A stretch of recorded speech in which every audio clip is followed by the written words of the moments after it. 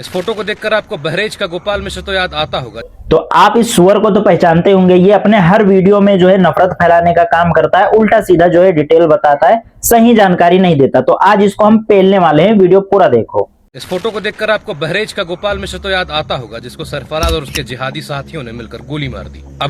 अब इसने तो बता दिया कि सरफराज ने जो है राम गोपाल मिश्रा को गोली मार दी, इसने ये चीज तो बता दिया, लेकिन इस बहन के भोसड़े ने ये नहीं बताया कि सरफराज ने राम गोपाल मिश्रा को गोली क्यों मारी। राम गोपाल मिश्रा सरफराज के घर के छत के ऊपर बैरियर तोड़कर उसका धार्मिक झंडा तोड़ रहा था, इसीलिए सरफराज ने उसको जो है सेल्फ डिफेंस के वास्ते उसको रोकने की कोशिश की, उसमें जो है सरफराज ने गोली मार दी। ऐसा डिटेल जो है पुलिस ने, प्रशासन ने दिखाया था सबूत के साथ में। कोर्ट ने आदेश दिया है कि उस सरफराज को फांसी पर लटकाया जाएगा और उसके 12 साथियों को उम्र कैद की सजा दी जाएगी। सरफराज को फांसी की सजा दी जाएगी, चलो इसकी बात ठीक है, मैं मानता हूं, चलो सरफराज ने गोली मारकर एक इंसान की जान ली है, उसको तो सजा मिलनी चाहिए, लेकिन इसकी सजा फांसी की नहीं होनी चाहिए थी। और जो 12 लोग, जो उसके यार, रिश्तेदार, दोस्त, फैमिली, भाई, जितने लोगों को सजा दी गई है, ये भी गलत है।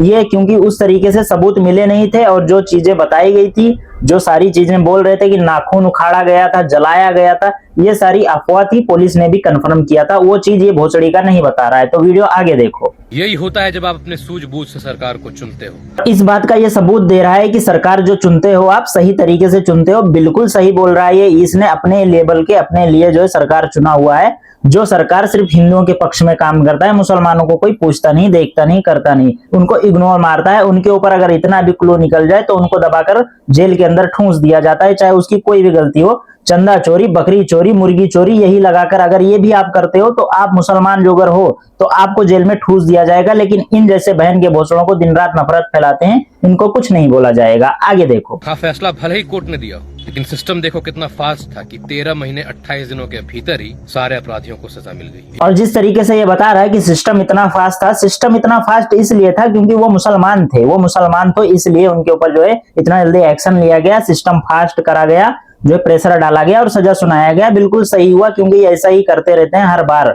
और जो 20 लड़कियों का, 19-21 लड़कियों का, सबसे छोटी 3 साल की थी बच्ची, उसका जो है मार कर, उसका रेप करके, उसको काट कर, पका कर खाने वाला सुनिंद्र कोहली, उसको बाहर जो है कोर्ट ने छोड़ दिया गया। बाबा आसाराम के पास इतने सारे रेप केस के जो है आरोप थे, उसके जो है सबूत के साथ पकड़ा गया था, लेकिन फिर भी वो बेल के साथ बाहर है, क्योंकि वो हिंदू है। अगर वही जगह मुसलमान होता तो अब तक वो फांसी के फंदे पे लटक गया होता। और सुरेंद्र कोहली कम से कम 5 साल जेल के अंदर था और आज वो बाहर है, इस भोसड़ी की वजह से, इन जैसे बहन के लोड़ों की वजह से।